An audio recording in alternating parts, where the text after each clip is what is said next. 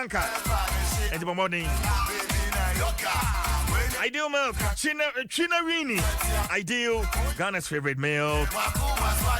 MTN app and also Bombardina download it. Ebuapa Maniema Moton the mouth. Bibia or app and also. There we are just number star 10 blah blah blah blah blah debi. Or download my MTN app and now when you free 50 megabyte data. We are good together everywhere you stay. MTN. Yeah, no musiani no Awake purified drinking water. Ayen super emuede. Na ebuani peduane papa mani peduane enya apomuden. Nania ayamede wo ho kra ni say woto bottle of Awake purified drinking water bia yeyi 1 peswa.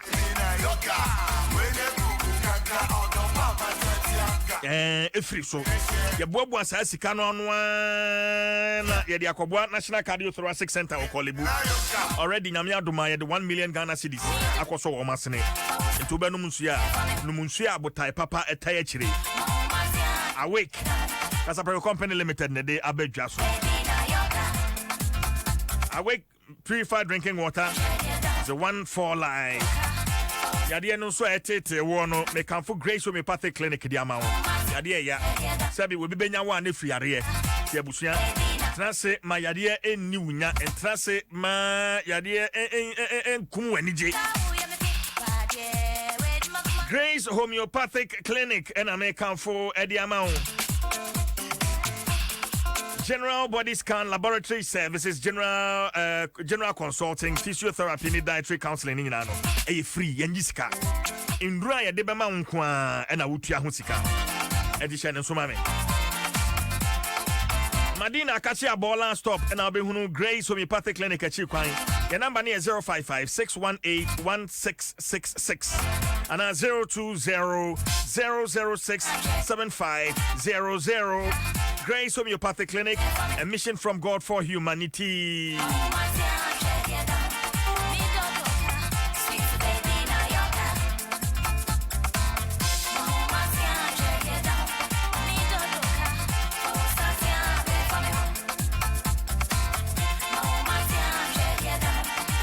Sir, Wonsanyanka latex foam, L-shaped sofa nibia, Momodina Pebi.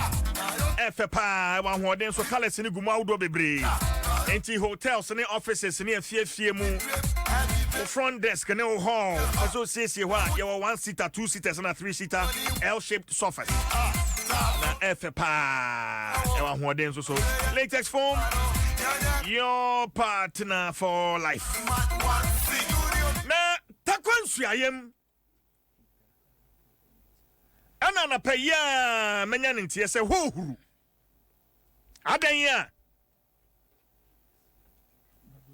MCE ena wamukwato so aba a confirm no na Manasseh Addison Saki assemblyman Manasseh wotenka CJ Mesonka sesi amu wa he ije mika se yewo Takwa High Court. I wanna assemble here with here. Okay. Abusasa utie me ko Facebook Adom 106.3 FM. Ewo Facebook. Na kohwe ni so ade dia AC ewo Takwansu ayem sesia. Now, Manasseh anapai mukọ asanka mukọ akoto aba. Na mo confirm MC. E dey ni see. Boy amane. Yo CJ be share with you for na. Dia tell say na that's 7 o'clock. And union in TSA, a year regional minister, Honorable Kobi Ochedako, any MP, a Honorable George Mekuduka, and a coordinator, Omo Ekosiemu, a year second. No fair, a presiding member, no more friend crown. I'm quite almost 40 presiding member say, one sign letter. Now, I'm a government appointee from one assembly. And a perceived MPP assembly members. I'm a Sanko for no Muji, perceived NDC assembly members. And see, then a bay on which me are confirming a president nominee. It's in fact, Yatino, a year and not better 7 o'clock. No, Yeah, they say you are sure a media house is more taquasi. Manase Mamenya Mehontiasi. Perceived MPP assembly members, you know, and on person Wamu Sin Chain, and now NDC assembly members. MPP assembly members. That be perceived NDC assembly members. Okay. And on person Wamu move Sin Chain. O may yes in China, some person, o may yes in China, Abadian to be. Jim F. It's the thing say, how much and will be fair, say, assembly hall, baby, yeah, meetings, no. Omo the police for fee, a region. Ed your maba, a assembly hall, our guide center. It's yes, members play a perceived NDC for no Nipa 22, no. You're Rasiko, a first center. Now you could do center one, policeman, no, prevent here some of my assembly hall. I'm a strategist, we every move. I'm pushing assembly member back home because you Omu Idiano Bomisa.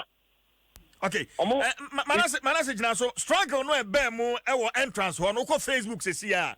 Wo be hunu approach fo a wo ne assembly members yi pinche in fact omo de abo ani pa.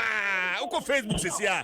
Adom 106.3 FM e wo Facebook. Wo be hunu approach fo a assembly members yi won pese wo mu wuram na approach fo no so wo mu asiban ene wo mu e pre so e wo entrance ho. Adom 106.3 FM ye Facebook.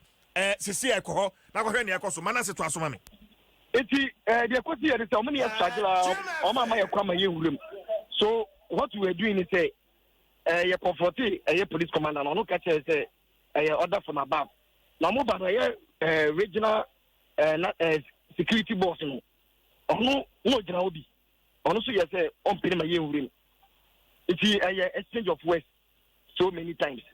Enti the ekoba ni say ye bi o ma me yewuram ti e wana ye MP odi ne car ebesi ho ana mo guide no ma okohye mu ti e wana perceived MPP assembly members no any government appointees no omo wo baas ana mo baaye omo si baas no si ye pe ana police fo ni chomu nyina ahia ye ana omo do omo ko wura idan ni ye fi ye say ye wuram bi omo ampene ye kan bi omo ampene ya o fa ana mo ye say say ye chairman regional minister embra regional minister esifi nikamu ye come in check any na kasa say o tie ya sem kwa osoboye and the police for the guardian na ma omudi no kowura inside no enti ma ya some members kwa den ye vutia regional minister no ampa omko se ho no ye presiding member ya to abayi no presiding member no amba omo afoji ye presiding member ni signature e wo letter so and omudi invite sanko for no make us ye presiding member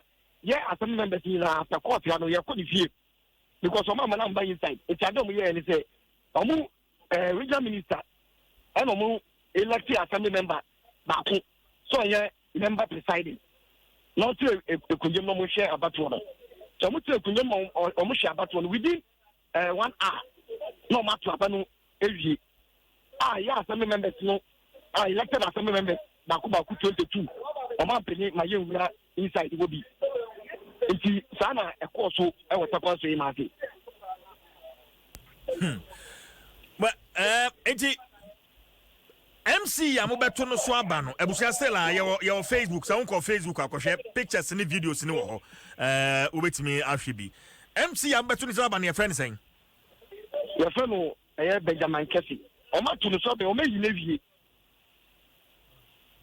o ma to no so be yi na wie some perceived MPP for I'm told so about you no more perceived NDC for no namon can ya you mafrim na bi na bonte I'm to about you the part of Gugu so and man so including regional minister can no jubilate omo di attempt NDC for money wo sana no moka including regional minister whole regional minister me who sort of regional minister that na regional minister no so ka ho na omu huro mu no me say regional minister ka ho say NDC for yenye wo regional minister ka ho eti ya juwa ya chacho omo sa ko fa tax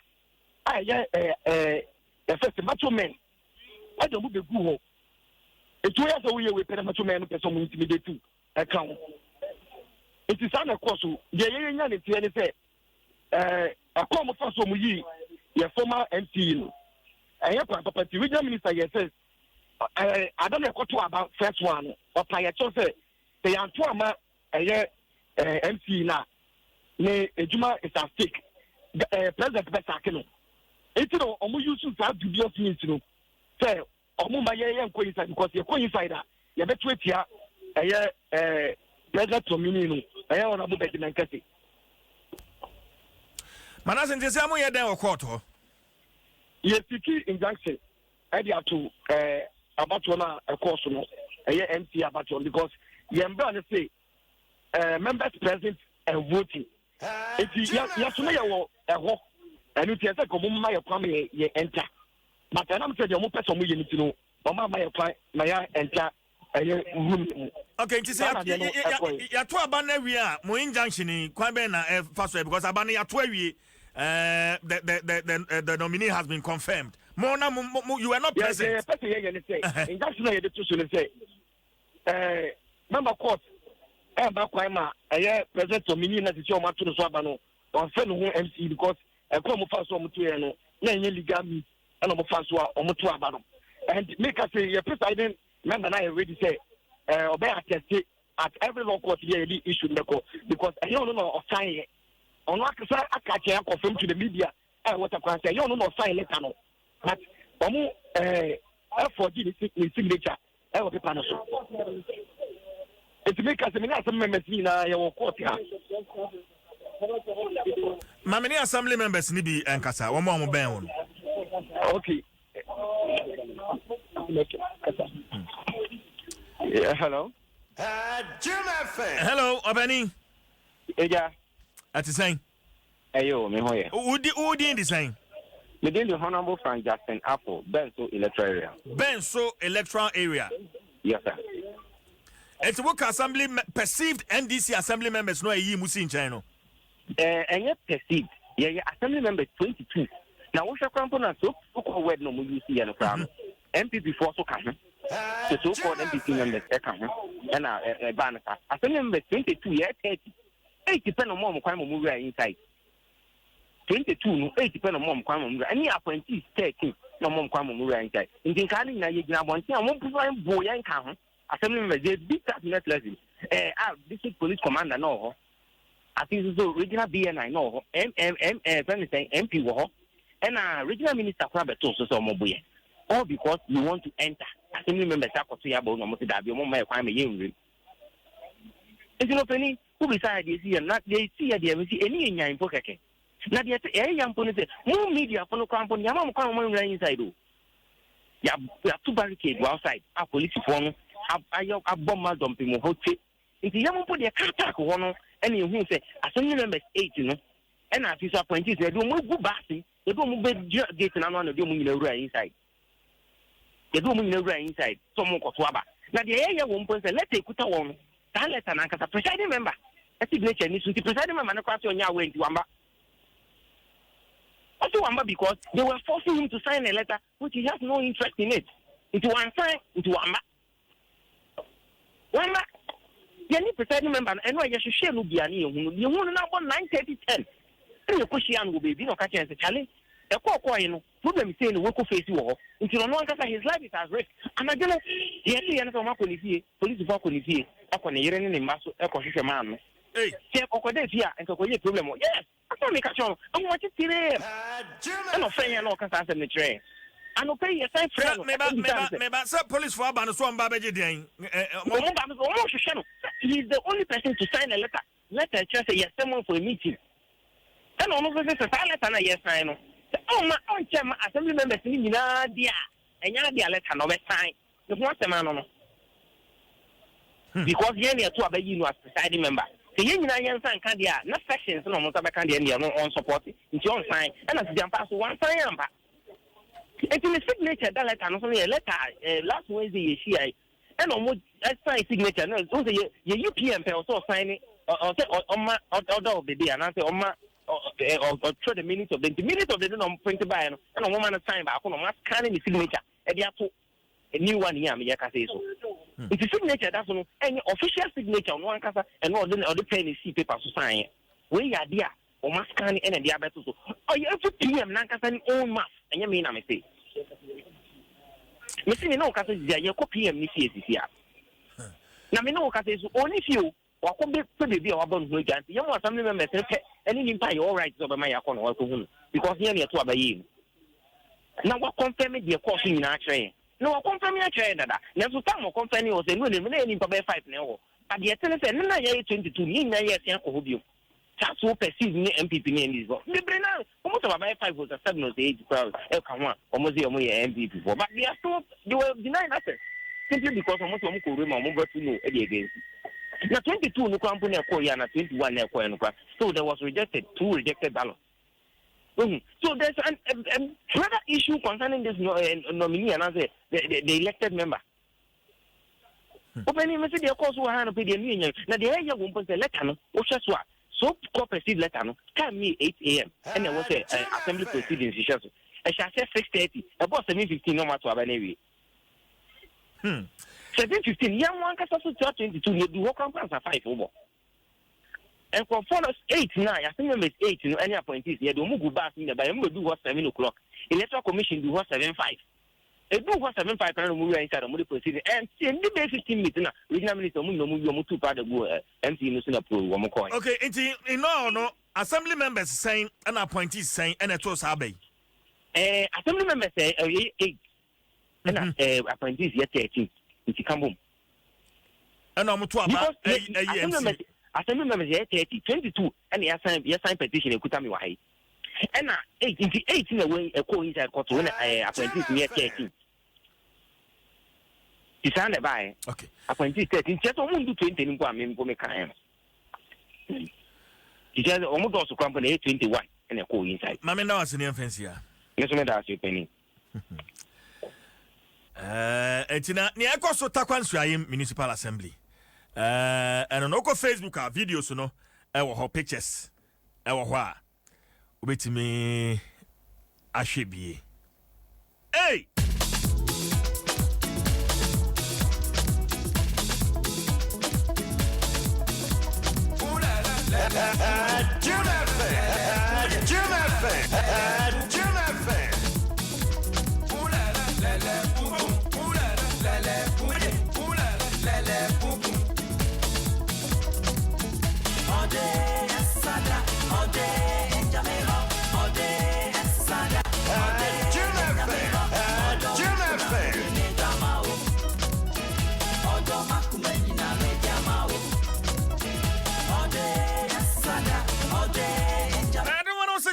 FM, and in just about 12 minutes we'll be checking out of the studio.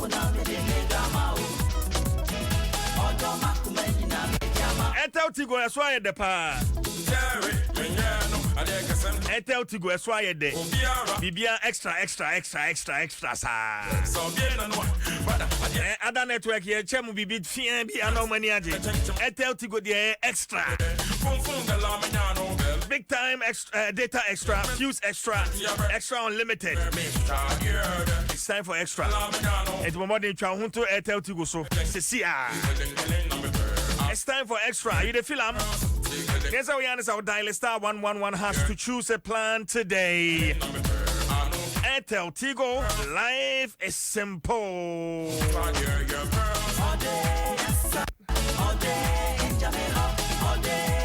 Gen insurance package ya ubenya so mfa so beboa wo kwana bra sembia anim abano claims are ye tua ama promptly a whole lot life assurance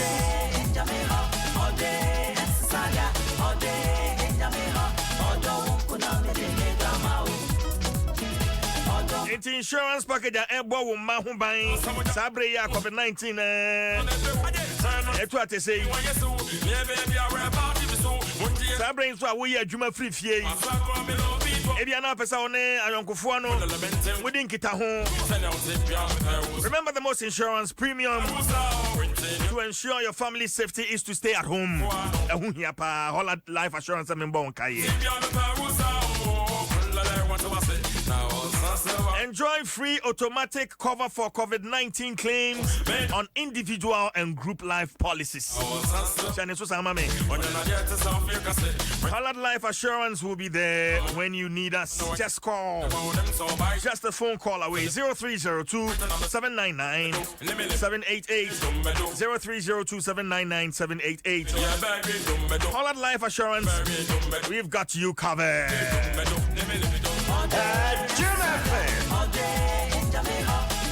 Music in the background coming from the late Terry Bonchaka. Oh, Nipo baby, cool, too.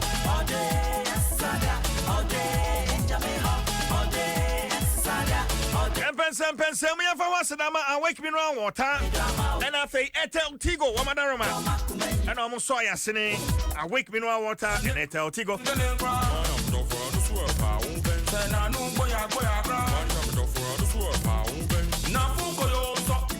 COVID-19, Braymo, when need go TV with fear, you are missing out.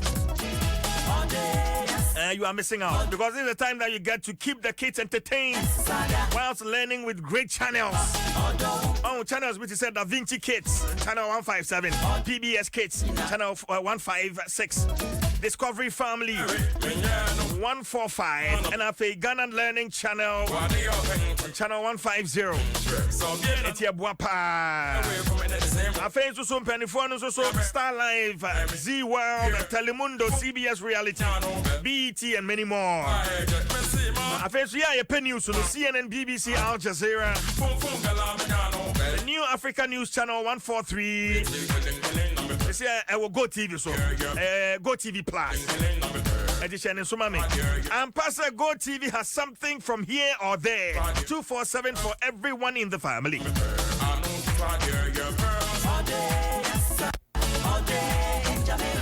To stay connected from as low as 20 Ghana cedis by using mobile money service on MTN. You dial star 170 hash, Voda Cash star 110 hash. Go TV, live it, love it.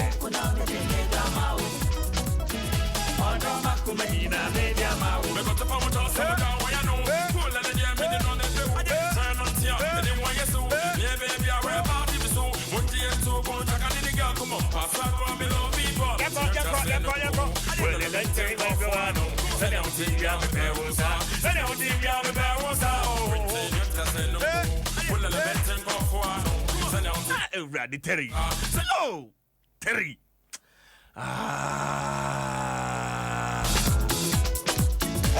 Jim FM.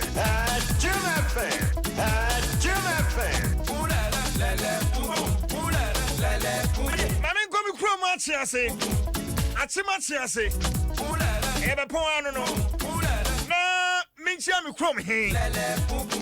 Baby batch as you go here newsroom ha. Why the ja?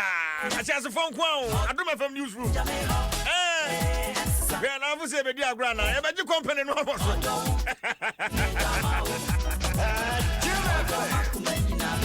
Na Sibre Jenny Kenten out of Sumienu Nana one castle.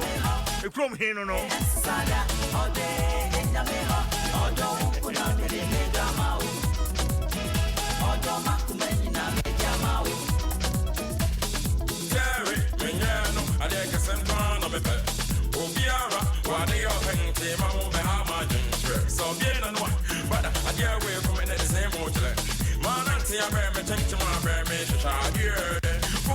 Entini mi share da Sibre Jenny Kenten out of Sumienu a chance hen on Ukreya. And yeah, or Chen Takwa hen. Chima Buakwa Takwa hen. And I won't castle.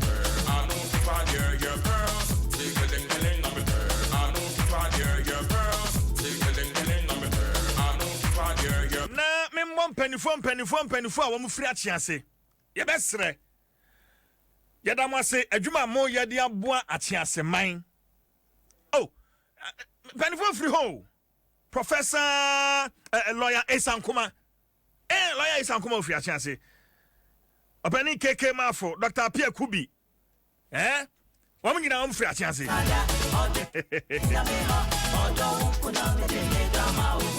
Achiasema nkoso okuo. Empanifo nyina ye chicha mo. As I said, chiasi to be fun in tuma pefra. Me bota ye si mani so ano no. Me be sorry so ma me kwa homa no so. Na mene wiafia kenten. Owa homa no so. Koma wode nam no munhyada nyede. Obeka yi a kentampo akwanhia esi nipa wamhwere wamonkwa. In fact, wamhye na very horrible. Na mate se ahomboa egua kwan so a sa nipa yi yepe womo krabre ya fe utimi ka mo akwaba yo mito ka me so na me chati efo so boya mane e na ekoso yo ye beka ya be ye bosmi mienu ni ye tese atoreche kese bi ato tasma Ghana ene se nkwasi kese bi esi oketa pompotemu kura ye fro da wa number 2 na itombas na fe 207 bus bi ena di sie ni a ewie ye no na nipa wo 27 mu no de nipa be de no miensa de kran na omunyina sebe ase awu afi tafona asase so ama woni na wo bus mu so no ebo be ye enso bi efiri mu a omunyina ese ye eka nipa be mienu ana miensa pa bi na efidi sa abre no na ese de be ye busuafo ebetu ye ho omo ade se no mpo apolisi betu ye ho se wenum efiri no na ehon se makoye den enenti ema omoboaboa amunu nyina no ekogu eye Ketampo South District Hospital mortuary na no na amanfo the ubu ahodo ekoso se epo obi bu hwani atukwan akobaba na obaba ye the fancy identification of the bodies na komotumi na so na mse de nani penalty ase na empo entempana so no na 207 obi ani baby efinti na akwakoye ade a ho eden pa eno na ma nipa aduasa ba akwa wodo nkogu moche no emu beye ensia de omutumi hu omo se bi wa no e driver o se si ase eni yi no bi so wa na mese no eyan se ye yikwa omo nipa nsia na de omo dikan abuchafa baje omo akọbọ omo kwabe na ene na busumfo yi puma kwa mu a nje na akwa mu omo motumi hu ba bia na sa 207 bus no efiri ama sabre bushafo no beduro na so etimi ababaje atum ze ye no kwasa omo ade se no etu kwan sa ada no nkwansia ni si ye nti omo jidie mapa se omo ade se ene wo ka no nenso se de omo ahwehwe aye ntini enya ade omo betumi hu se sumasi ni anasa obentini enti koba na sa ade ana tese e wo se aban efa ehon ka na ohwe eye de ye refer ne se mass barrier no bi eno na ehon nkom na covid no ho baji mu ntino na ama ehon adwento ato na akwakoye deja na ene na police for an African Ketampo Miners Assembly no tinye people se nyankopon dom no de chenia eye wo tena da memena de ya no na wo kotu amuna donko na enipa adunu emienu enum ya wo mo amuno edaso e horom no omodo omu nyina bako guma kopo omo kwa be na asem so atimide omo na asem akọ edi sa abede se ye de gu akwa mu se o kira no nyame dom no de chenia anopa be ye no so brem no sa amu adunu enum a omoda so omo tira sebe omo asesese ayentini ehu se we ni anase we ni no omo kwakope omo nyina akra be okay we afi mo ani ni achi me say prem to be ka se bonimu ne ebesie bia no ode ne aka no e ba besome en we afi akenten na yete ne nka no okay 2 Timothy chapter 1 verse 14 yenko Revelation chapter 2 verse 1 to 5 moma yenko limitation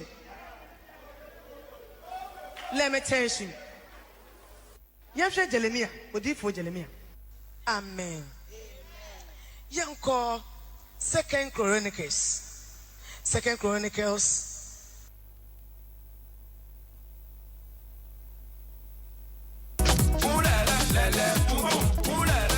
my fancy our impacho one day Bafo red one more at the kasi. Yes, I think we know. Yodio. Whenever you listen, I am a producer. Listen. Mary is on my own account for whom Sam Cherono.